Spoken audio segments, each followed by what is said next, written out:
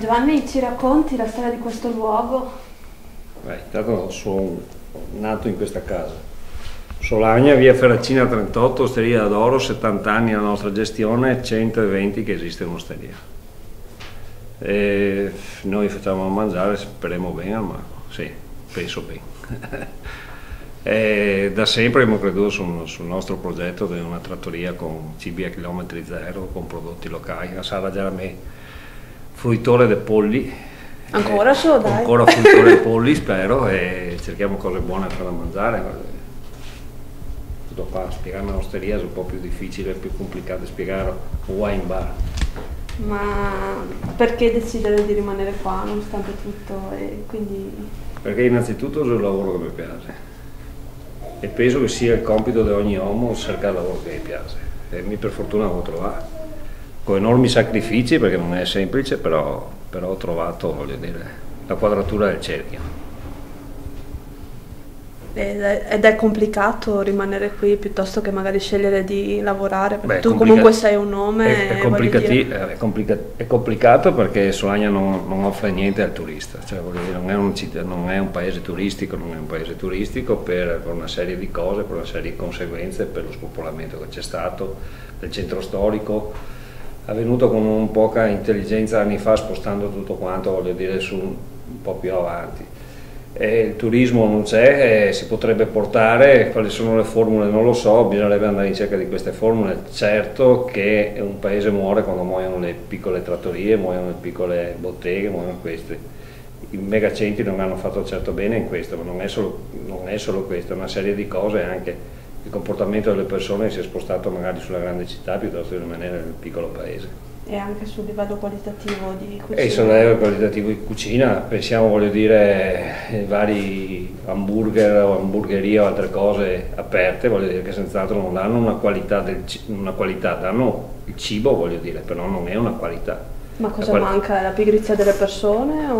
Ma non manca la pigrizia delle persone, manca, secondo me, voglio dire, abbiamo perso la massaia di casa che faceva da mangiare, i gusti primari li abbiamo persi, dunque abbiamo solo cibi preconfezionati che arriva a casa la casalinga che deve fare di corsa, e dunque abbiamo perso cos'è il cibo veramente. Il palato si è andato un po' a perdere perché abbiamo perso cos'è il gusto del cibo.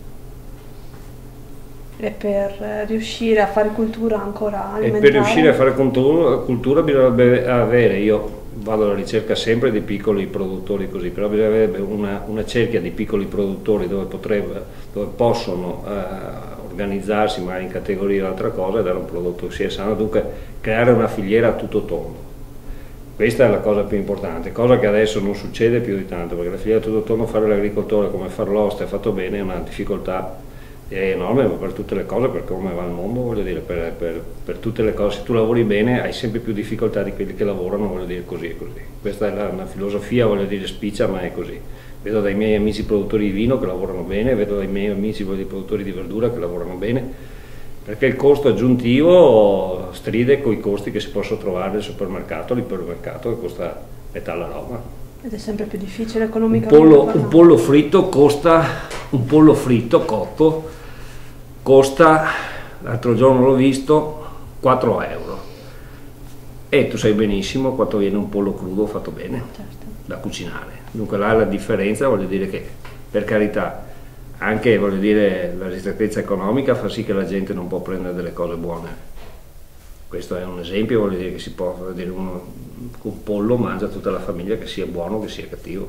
Certo. Però la differenza la fa la qualità. Secondo te, dal punto di vista dei produttori, tu che hai visto negli anni, come siamo messi? Dei produttori, adesso vedo che ci sono, soprattutto su quello dei vini, per quello dei vini ci sono incentivi che sono stati dati, non dico a pioggia perché non è che mi interessa, però vedo molti figli dei ricchi che non avevano, voglio dire, nessun voce in capitolo da fare e si sono messi a fare l'azienda agricola. E perché hanno preso dei contributi, perché giustamente illecitissimi, voglio dire. Però, voglio dire, si guarda poco, voglio dire, bisognerebbe mirare più per le persone che hanno ancora i crepi sui mani e le calli sui mani, voglio dire. Queste persone possono fare nuova l'agricoltura perché hanno una filosofia che è differente, non è del business dell'agricoltura, ma è la passione per il lavoro che poi deve diventare business, perché non dimentichiamoci che uno fa un'attività, deve farla sì per passione, ma anche per vivere e magari vivere dignitosamente. Però vedo adesso, io almeno girando il vino ho visto moltissimi ricchi che si sono occupati di questo. Uno, voglio dire, anche Zonin ha fatto questo, con effetti per me, secondo me, sul vino soprattutto nefasti. Poi sulle altre cose non metto, ma sul vino non era buono, mi piaceva prima, non mi piace nemmeno adesso. E il mondo della comunicazione, io so che ti hanno chiamato anche, sei stato ospite anche a Galileo, eccetera. Sì, Quindi c'è ancora questa volontà di mostrare delle possibilità e quindi di dare un messaggio di speranza, oppure secondo te? Secondo me sì, il mondo della comunicazione, ad esempio io sono da G&G, è una trasmissione bellissima e fatta di brave persone.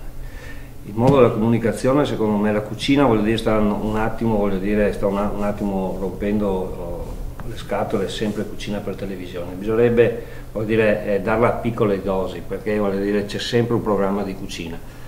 Come scegliere la cucina? Secondo me bisogna scegliere, voglio dire, più che spiegare un piatto, bisogna spiegare il perché di un piatto.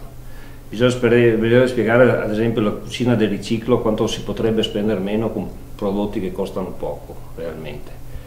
Però non è facile, voglio dire, spiegarlo in pochi minuti su qualsiasi trasmissione. E dunque, voglio dire, si dà più l'effetto, voglio dire, che il cuoco o la cucina è un lavoro, voglio dire, è una professione ormai, voglio dire, quasi nobile, non è così. C'è un libro di Bourdain bellissimo che scrive, voglio dire, cos'è la professione del cuoco. La professione del cuoco è, voglio dire, tagli sulle mani, voglio dire, e curare polli puzzolenti e, voglio dire, fare tante cose. Poi si diventa ad essere bravi cuochi o degli ottimi chef. Però bisogna interessare soprattutto i ragazzi giovani, che è un lavoro che si fa fatica, che ha anche un rapporto, voglio dire, sociale che è differente dagli altri. Lavori alla sera, quando gli altri fanno festa, un ragazzo di 17 anni non riesce a capire questo. Infatti nella scuola alberghiera, io lo conosco così, degli amici e dei ragazzi che vanno a scuola, moltissimi ragazzi lasciano, voglio dire, la scuola alberghiera per un lavoro che si fa fatica. La televisione, come un po' tutto, falsifica un po', fa il mondo fatato, che non è un mondo fatato, è un mondo di fatica. Quindi da una parte l'autoproduzione, tutta quella che è la cultura alimentare, tradizionale, e dall'altra... Allora, sono sempre stata una persona libera, nel senso, pensare cosa penso. Penso che nel nostro Veneto abbiamo perso tempi fantastici, nel senso, c'è stato, non parlo di adesso, perché adesso è la conseguenza dei fatti.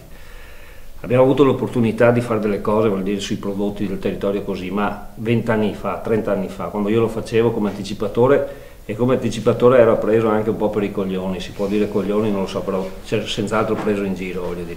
Adesso tutti arrivano, voglio dire, di chilometri zero. 30 anni fa dov'era? 30 anni fa abbiamo sprecato con associazioni di vario titolo, voglio dire, delle cose per cui non si faceva la guerra, oppure l'ortino per conto suo, ha preso delle occasioni storiche.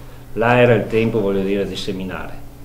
Adesso lo vedo un po' tardi, non è perso, però un po' tardi, però vedrei più un'associazione, voglio dire, di piccoli produttori che fanno l'orto oppure fanno qualsiasi produzione interna e coltivano anche il territorio. Coltivare il territorio per me vuol dire anche, non so, ripristinare i muri a secco, la montagna, salvare la montagna dal degrado che stiamo andando avanti comunque, perché poi le disgrazie arrivano, perché per noi siamo ancora fortunati, però voglio dire, in giro è così, voglio dire, nelle Cinque Terre ci sono dei problemi abbastanza grossi in questo. E i tuoi colleghi? Beh, colleghi, allora, parlare male dei colleghi si fa sempre fatica. Io non parlo male dei colleghi, io ho dei colleghi che stimo professionalmente e questi lo sanno, non serve che faccia. Ma è un'idea condivisa anche da parte dei tuoi colleghi? È condivisa soprattutto dai ragazzi giovani. La generazione giovane adesso non è una generazione, voglio dire, quella che io ho cominciato da ragazzino, voglio dire, a lavorare sotto, è una generazione che guarda anche a un'etica del cibo. Ed questo è molto importante, perché è una generazione che ho speranza. La generazione che io ho frequentato quando ero ragazzino così non era una generazione che guardava l'etica del cibo, ma una generazione del nord-est produttivo, con tutte le conseguenze positive e negative, ma era così. Quindi da qua a 10 anni che cosa vedi? Da qua a 10 anni, da qua a 10 anni penso, per la tua attività? Per la mia attività spero di essere in pensione. E magari fare altri lavori in altri posti, non fermarmi a fare qualsiasi cosa, voglio dire, non qualsiasi, magari farlo in un altro posto, voglio dire, così, per volontariato o altra cosa, non è che mi interessi. Non mi interessa andare avanti con il mio lavoro o farlo andare avanti, qua bisogna avere passione. Tra 10 anni penso, voglio dire, la vedrò dura, perché appunto non tanto sarà fatica a trovare la filiera. Sarà fatica secondo me toccare la filiera perché poi lo sappiamo benissimo, vuol dire sopravvive il cane più grosso, i piccoli faranno fatica se non hanno alle spalle già un'azienda di famiglia, se non hanno alle spalle, se non soprattutto devono essere capaci anche di vendere il prodotto. Non basta fare un buon prodotto che la gente arriva a casa, ma deve essere capace di vendere il prodotto. Ma quando si tratta di generi alimentari, di subito presto consumo, si fa fatica a fare, portare la gente a prendere, perché radicchio si consuma in fretta, però bisogna fare una filiera così, essere associati assieme, allora possono sopravvivere ai grandi centri commerciali. Rispetto ai tuoi clienti, li vedi, i tuoi clienti sono già selezionati, presumo, nel senso che I miei clienti molti sono affezionati, mi vogliono bene, molti mi mandano anche, non capiscono tutte queste cose, perché su un paesino di Salerno, però vedo che c'è. Adesso andiamo avanti verso questo, l'importante è che secondo me bisogna credere sul cibo buono, perché poi anche molti si riempiono la bocca con biologico, non biologico, il cibo buono, io consiglio sempre ai miei clienti di andare a trovare il contadino, andare a trovare, quando lo vedi sugli occhi, gli stringi la mano, abbiamo ancora questi contatti, che sono così normali, però servono a capire chi hai davanti. È una cosa, che non ha una scheda, è dettata dalla passione, dal cuore, dagli sguardi, però questo secondo me conta ancora. Vedere che vita fa, perché se un contadino va via con una macchina, che inquina più e non mette i diserbanti, sul vigneto o su altra cosa, insomma, deve avere anche un'etica il contadino, un'etica il produttore, che non è solo il suo lavoro, è anche la vita che fa. Certo. Grazie. Prego. Grazie Giovanni. Promosso. Numero uno. Il mio malasse su quello innamorati.